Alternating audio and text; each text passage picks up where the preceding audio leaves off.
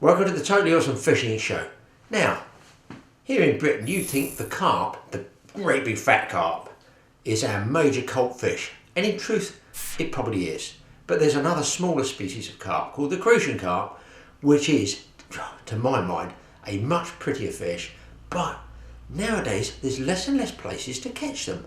And that's because I believe the bigger carp that are being stocked are pushing out a lot of other species. You know, the bream, the tench, the Crucian carp, they're all under pressure from the invasion of the real giant carp. Well, I tracked a little place down in Surrey, beautiful spot. It's called Old Berry Hill Lake in Dorking. I thought of the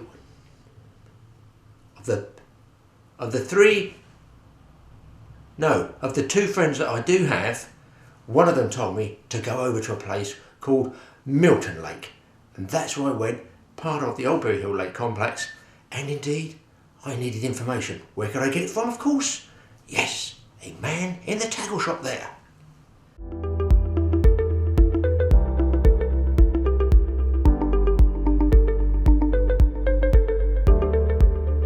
Old Berry Hill Lake is one of the most famous and one of the oldest fisheries that we've got in England.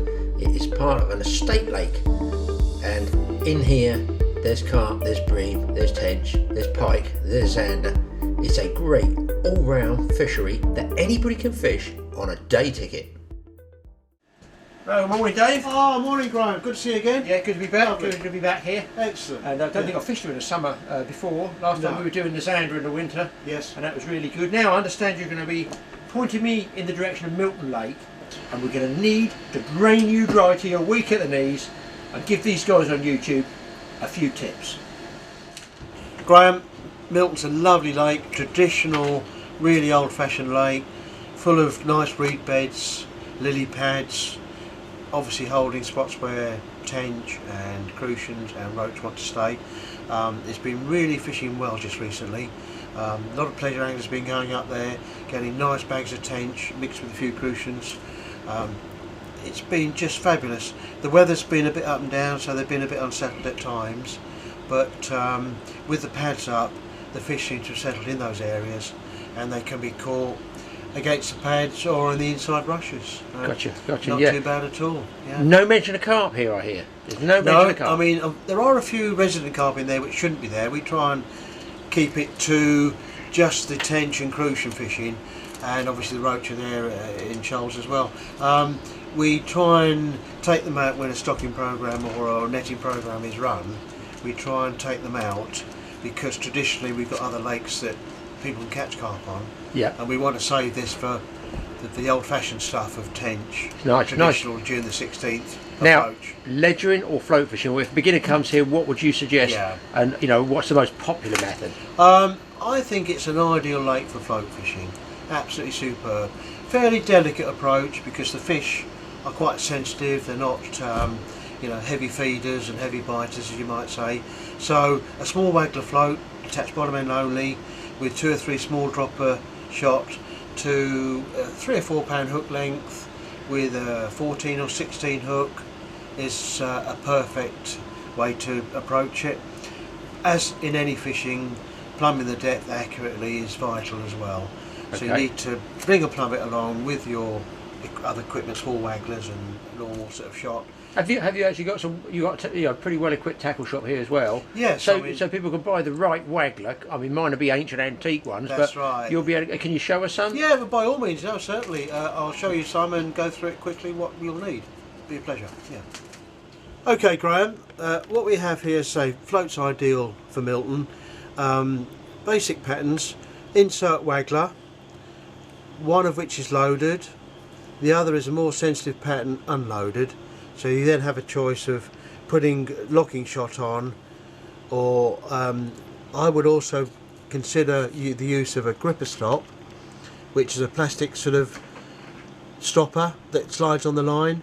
The benefit of these being you don't need shot, you can just hold the float as per the diagram on the line with the gripper stop, and it obviously gives you complete freedom of movement to change the depth on the float. Because it is a loaded float and most of the shotting capacity is there in the bottom of it, you don't need extra shots. So therefore, as I say, the gripper stops are very useful to use and of great benefit and give you freedom of movement.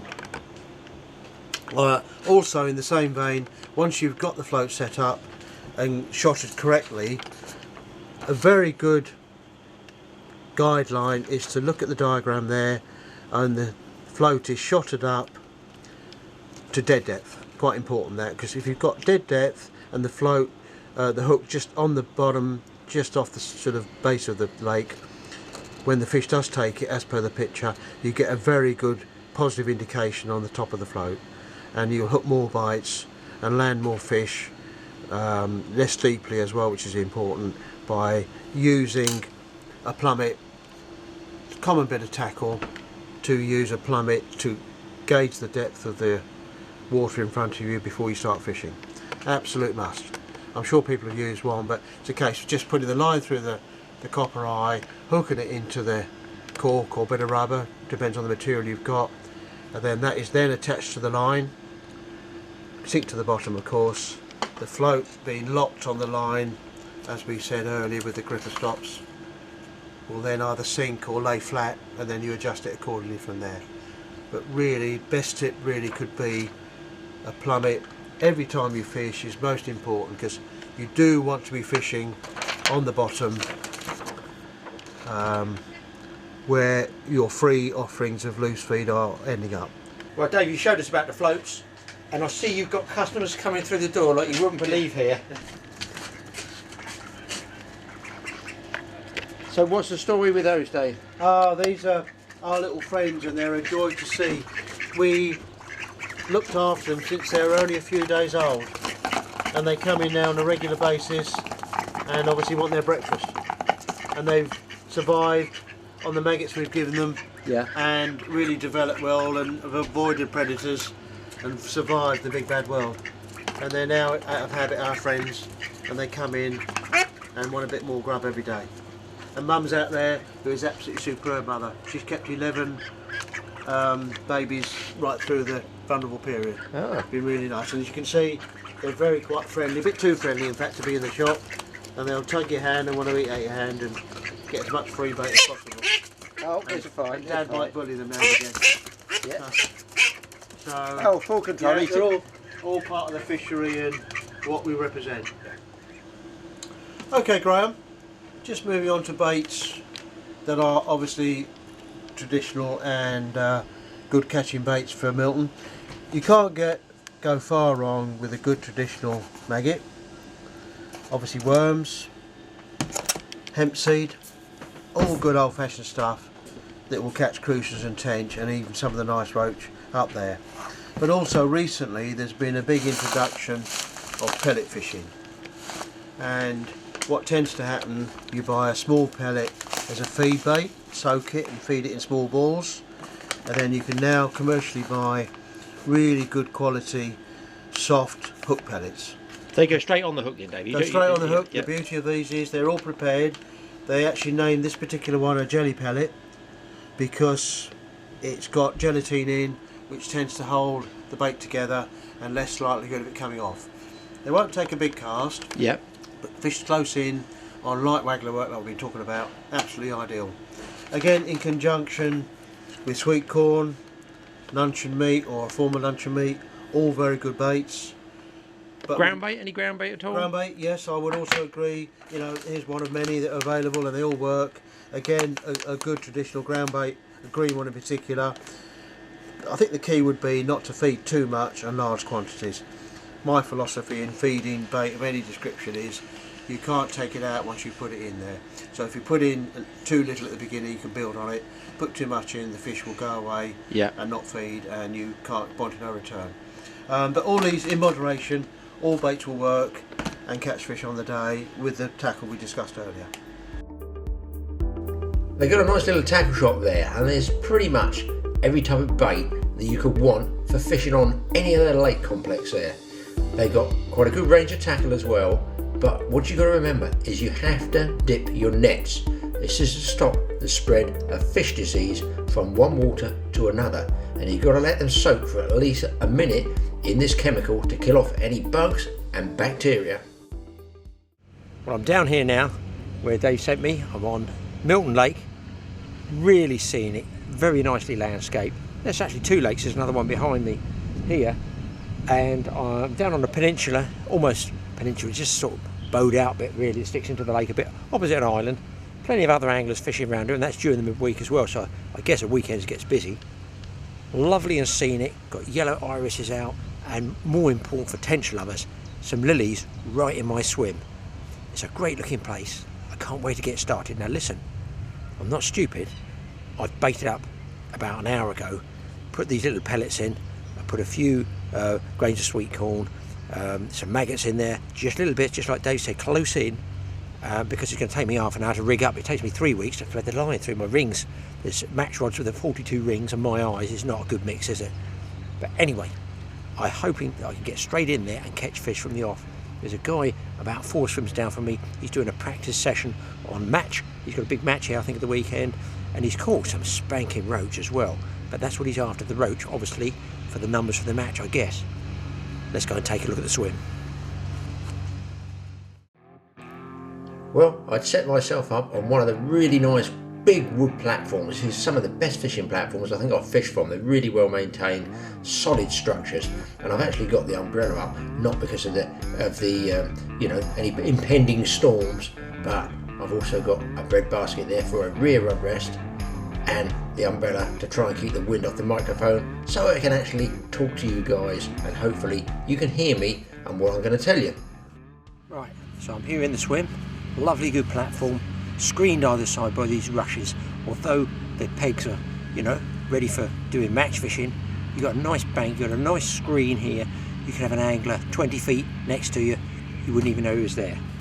So what I'm using, a pair of match rods, just like this. I've got, I think it's £6 line on there as a main line, and I've rigged up, as Dave said, I've got my Waggler float there with a little valve rubber pinched over the top, so I can actually change floats if I want, and a locking shot either side, just as he showed you.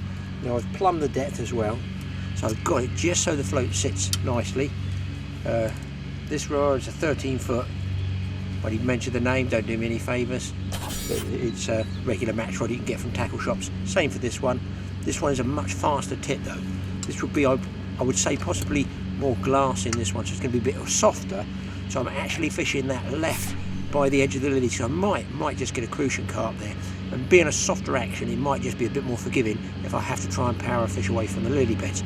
Assuming, of course, that I catch one. This rod's a faster tip. I've got, well, it's a 13 foot match rod again. Same thing, £5–6 line on there, main line, but I've got the hook link. It's not that funny, that duck. Keep that down, we're filming here. So what you can do is you can make your own hook links up and loose hooks. I'll just show you briefly. You can get a spool of line like this, and this one is 4.9 pounds. You can put, say, a size 14 barbless hook on that, and that one you can fish a slightly bigger bait. Or you can indeed, if you don't want to go to that trouble, just go to the tackle shop, just buy a pack of hooks, you know, that are already tied, hooks and nylon. And this one is barbless spade end, and these are a little bit smaller, it's a size 16, and it drops down to £3. So I'm going to fish this on the right hand side of the swim, and hopefully, you know, if I do get a fish, it's going to career away that side.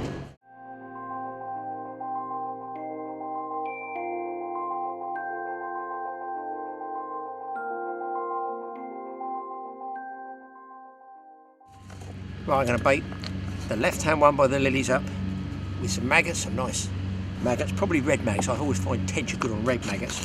I'm going to try some of these jelly pellets that Dave gave me, these little ones here. You can see those. I'll try those on the right-hand rod. Actually, guys, I'm going to turn the camera around and show you a fizzing or bubbling tench right in the swim now.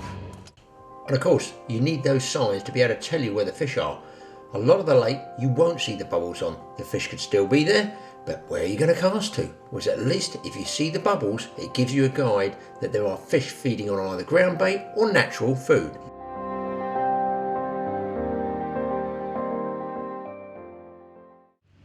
What I do is I put 3 maggots on, one up over the spade end, so it's popped and held on, because don't forget, live bait will wriggle their way off of a hook, because they're barbless hooks, don't forget. And where I want to fish 2 maggots, I'm going to fish 3 to allow for 1 wiggling off. That's the theory. That's a totally awesome theory. Put it right in where those bubbles were. So close here, virtually under my rod top. So I can see you almost get that accuracy of pole fishing, whereby they can lower the float right into their baited area. Oh my god, there's bubbles all around the float already. Got to check this drag because I'm absolutely at close range here. Okay, that one's set. And the other one I'm going to put with the old jelly pellet on it. Oh god, he's stopped with the mullet, thank goodness for that. No, he hasn't. He's found some more grass. Eventually the grass will stop growing, I suppose. And I'm going to put one. Man alive, are they soft? They are jelly pellets, very, very soft. Now I just got wind drag, a little bit of drift I noticed going from right to left, so I might have to overshot a little bit. There are foaming bubbles everywhere. Oh man alive. You need to see these bubbles, guys, before my float disappears. You should be able to see all those bubbles coming up right around the float. They are everywhere.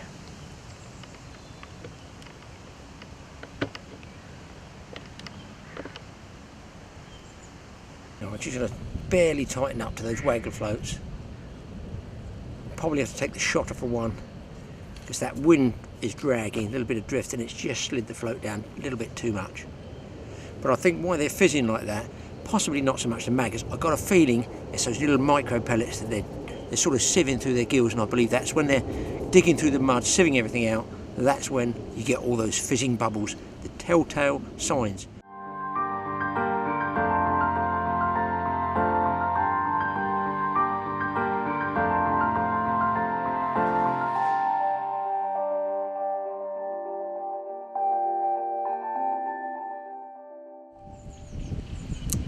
My best 2 or 3 bites, and just by hovering my hand over the rod, at last I got hooked up, and the way it's digging, it's like a small tench. So much fizzing and bubbling, can't believe it. Let's bring this round, I can show it to you. There we go. Really nice crucian. Let's just show you this fish. There we go.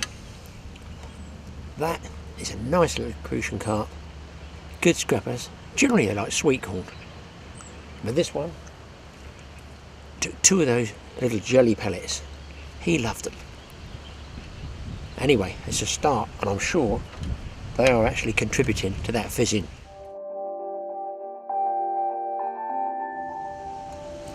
Well, I think some of that fizzing is not tench, it must actually be tench and crucians. But I've changed to 3 or 4 maggots on the hook, white ones, and that seems to have done the trick, of the crucians anyway. This one's even bigger.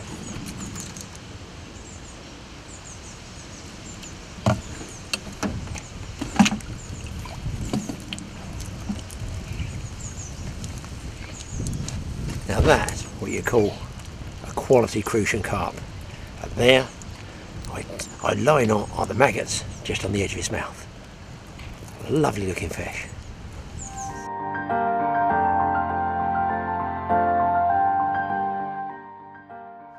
Well guys, a lot of that fizzy is either tench and the Crucian Carp have moved in to pick up some of the food, or it's all Crucian Carp, and boy, they're getting bigger.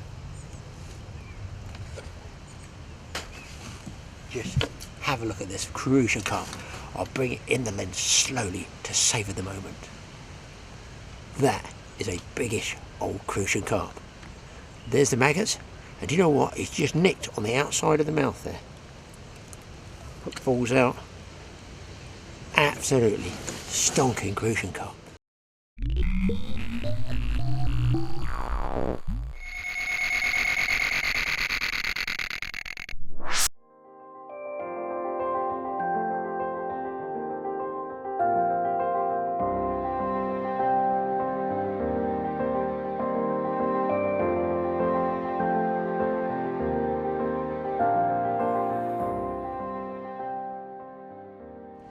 It's another. I mean, it's another chunking great big crucian. Not quite as big as the last one, but super fish nevertheless. Do you know what? That change just there.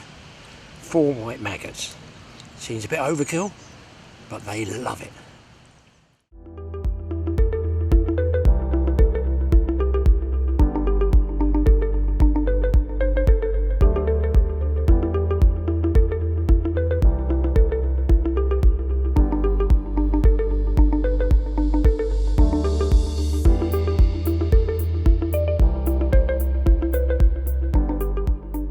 And it was pretty much a case of one fish after another.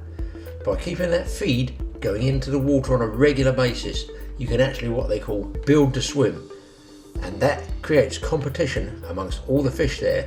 They get competitive, they're digging around, rooting in the bottom. They don't really take too much notice of what tackle's there then. They might bump into the line, you know, they might spook if they're on their own, but when they're in a group situation, and remember, the Crucian Carp is a shoal fish, then they throw all caution to the wind and you should be able to catch them in fairly short order. Now here, just watch the bite come up on, there's a lift bite. If you just saw it then, it just popped up, that yellow marker. It just showed you there are fish there. I don't know there's fish there because there's bubbles anyway, but you might just have seen that lift bite. In goes a nugget or two of bait. This is the ground bait, and follow that up with some loose feed maggots that actually look like I'm throwing hand grenades in, but in fact those ripples are just made by maggots. And keep them nice and tight around the float because you want to confine the bait in a very, very close area and put that float right in the middle of it.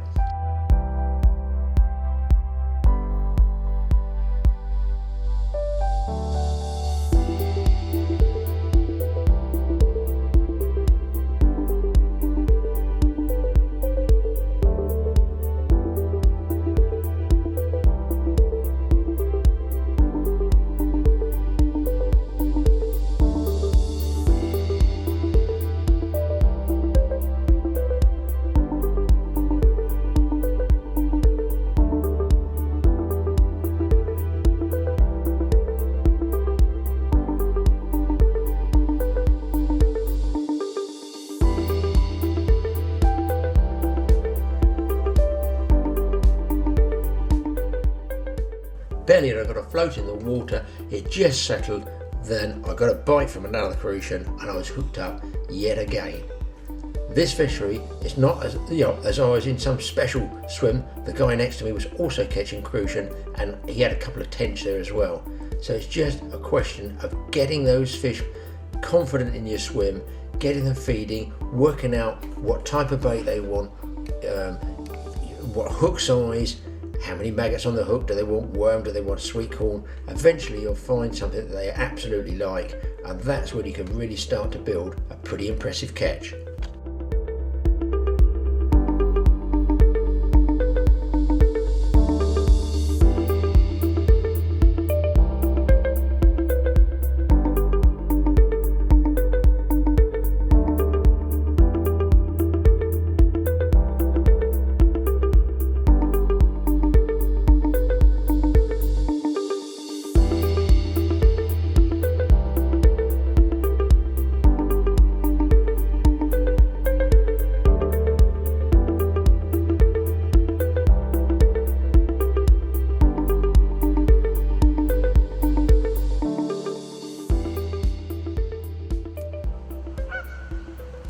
Well, a fish got in the lilies here, guys. I don't know whether it is going to be a tench or not. We've just been inundated with Crucian Carp.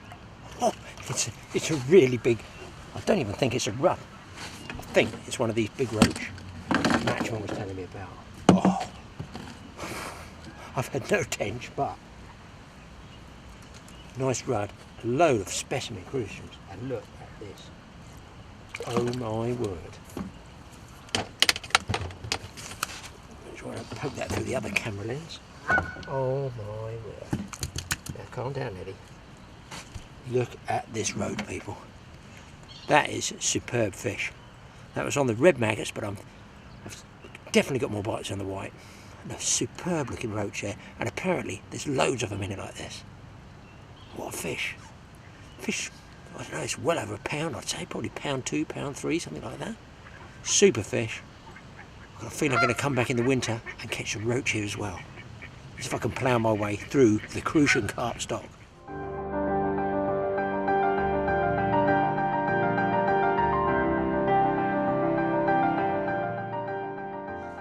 Well, I've got quite a few Crucians now, and I'm just intrigued by the weight. So I'm going to give just a random one a weighing here, because I think they're all over a pound, and some of them are quite a lot bigger than that. That's £1.12, that Crucian there. On antique scales as well. Probably weighs more than that on modern scales. Look at that. Absolute prime fish. Now here's another totally awesome tip before I get blown away by the wind, which is increasing as we speak. A small barbless hook and a worm. You think the worm would wiggle off? Not if you go through 3 times. Equidistant. Pop it up, right up over the eye or the spade of the hook, go through the middle, pop it up over the second time, and then the third one about a third of the way down the body length. So it's got 3 supporting spots along there. I don't see Houdini getting off of that. Well, this one won't, because he's going to get eaten by a Crucian Carp very shortly.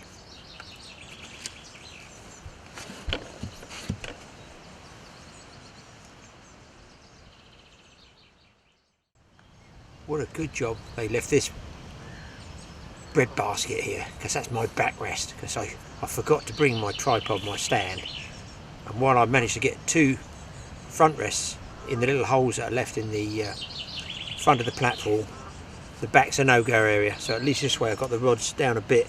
You can just reach across, pick them up. Don't forget, close range, don't strike hard. You just got to pick the rod up and make sure that drag's set. It's not because you've got a £5 line on the reel, it's because you might have a £3 hook link further down.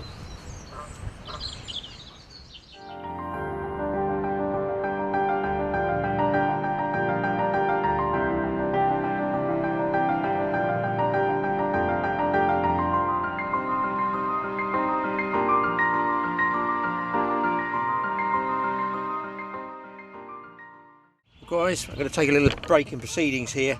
Bites have slowed up. It's getting late afternoon and slowed up. So I'll take this time just to come up with something that I found quite surprising. I sort of knew it, but didn't know it, if that makes sense. The 2 waggler floats here, the loaded one, which we saw in the shop, and the slimline one, right? That's the 2 waggler floats. The difference between this getting a bite and pulled under and this getting a bite pulled under is just amazing. I would think 90% of the fish I've had, bearing in mind they're only fishing 2 feet apart, same baits, have been on this slim float. Now, it's been for me a living nightmare to get this shotted. It's either all the way up or it's sunk down too much for me. Even using number 6 shot, trying to get it to work, it's just been a bit of a nightmare. But it's got graduations here, I don't know if you can see those. So even if you do get it to there, you can get a lift bite to see the second gap come up here. So you know that something, if it goes from here to here, you know a fish has picked that little shot up and the bait up off the bottom to make the float rise. Of course, it can start to go down slowly, so if the yellow marker here disappears, get ready for a bite, because it could sail away. But when you look at it, the diameter between these 2 is quite marked, isn't it? Look at the diameter on this. No wonder this takes a lot more to pull under than this one. And that's something I've noticed. And also, it's weird, but almost all the fish I'm getting are on 4 white maggots. Now, why should that be? I don't know. I've tried 4 red maggots, which I would normally use, tench, crucians and the perch. It's just weird. God, so this wind's weird as well. That's the reason I'm talking now, because it's starting to blow up a bit rainy and stormy. But anyway, there you go. 4 white maggots. Why, in coloured water like this, they can tell the difference between white maggots and red maggots, it's beyond me. But they can, because the 2 floats are side by side. I'm now going to get the floats back in the water. I'm going to try a worm again on one of those and put it next to the lilies. The other thing, my goodness me, they absolutely love these little 2mm dusty pellet things soaked up. I've noticed, especially when it stills off, they start fizzing and bubbling. Within 1 minute of these going in, you either get a fish or nothing. If it goes flat, you don't get anything for 15 minutes or so, you put some more of those pellets in, just a little nugget like that, like Dave was saying, just small amounts right around the float, allow 60 seconds for it to sink, and they are bubbling and the float goes away. So I've learned two things there. Certainly these little slimline floats do give you a better bite. In windy conditions I feel they'd be a bit of a pain with the drag. Anyway, I'm going to get some more of these as well. I may be ordering a very large sack of these. Let's get those floats back out again.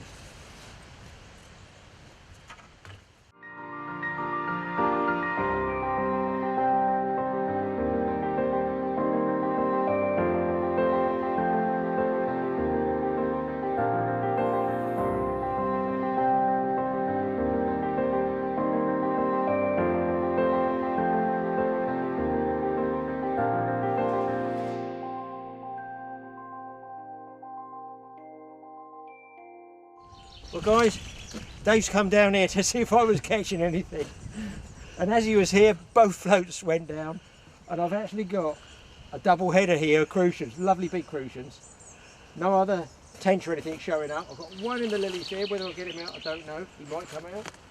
I'll tell you what I'm going to do, I'll put this one down, and let's not be greedy, let's get this one first. Well there you go, you can't see any more that come to Old Berry Hill Lake. And you need 2 rods and you need 4 hands to wind them in. The other one's on, I can still see them kicking. And there you go, let me just briefly show it to you before this wind comes again. Yet another lovely Crucian. I'm just going to rest him in the net there a second. Whether we get this other one to come out the lid, I do not know, but he is definitely in there. In fact, I can see him. Here he is. Tell you what, I'm not going to mess around. This is 2 Crucians in one net. Now, you cannot say that is not good Crucian fishing, can you? You cannot say that's not good fishing. 2 spanking great big Crucians. Lovely. On the lake. Fantastic. And the bloke who told me the method and where to fish is behind the camera. Thank you, Dave. What a day's fishing I've had. Well done, Graeme. Beautiful. Superb, fantastic. I've had a fantastic day's fishing. I've had a fantastic afternoon's fishing, an early evening, and Dave's turned up from the tackle shop. He's got the camera for me. I've no idea exactly what sort of weight I've got in there because I don't normally use keep nets, and indeed you can't use keep nets here, except I guess Dave in matches, is that right? Yes, that's right, Graeme, matches only, nets allowed. Obviously the fish are in better nick if they're not in the net all day long. Yeah, so Dave's given a special dispensation just to show you the numbers of fish, the huge numbers of Crucian that you got here in Milton. I should have entered a match here, Dave, I'm sorry. Graeme, you'd have thrashed us all, put us all to shame, but fortunately you weren't in there. Shock, and I've shortened them up. I'm going to see if I can lift this knot What up. a fabulous catch of fish you got there, pleased to see it. Absolutely lovely. I'm only going to be doing this. Yeah. Oh no, this. I reckon. Come on, Graeme, you pull them out. You can't have that many. Surely I reckon not. It's 50 pounds there. No, it's unbelievable. Looking at what you've got there. Goes all the way back down to about there. Yeah, fantastic. So if I turn it round. 30 or 40 pound of prime Crucians, I would have said, Graeme. That's better. Isn't that lovely? Absolutely fantastic sight. And some of these fish. Yeah. I mean, good God, look at the size of some of these. Isn't that all in lovely condition, pristine. Let's have a look in the net and see what we've got there. Absolutely, it goes all the way back. Yeah. Now, Dave, you were just talking about a different silver coloured one. That's right. These are some unusual chaps that turn up. You can actually see the difference there, guys. All true Crucians, slightly different coloration. Gold, some are just gold and some are just silver. Yeah, fantastic. No, that's lovely to see. I mean, a quality bag of fish. Yeah. That is without a shadow of a doubt, Dave. In 50 odd years of fishing, I have never caught as many Crucians as this. We're honoured to hear that. I've never even seen this many Crucians. Fantastic. No, that's really good news. Yeah, heaving. Tell you what, Dave, you put them back, I'll film you. You pick it up, mate. There you go, there you go. The matchman never lies.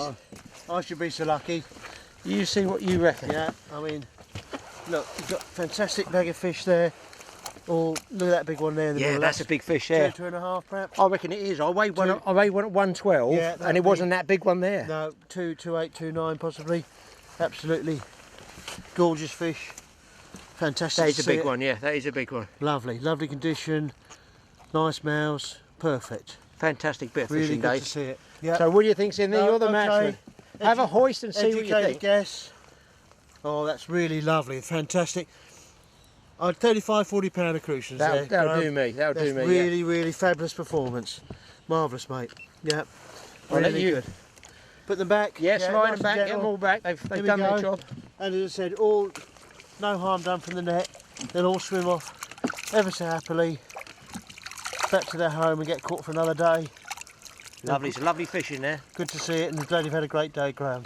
Brilliant. Fantastic. It's getting as much pleasure seeing it as doing it myself. Well, thank you very much for that, Dave. Thanks for your tips, and My thanks pleasure. for putting me on X marks the spot. Great. Thank you, Graeme.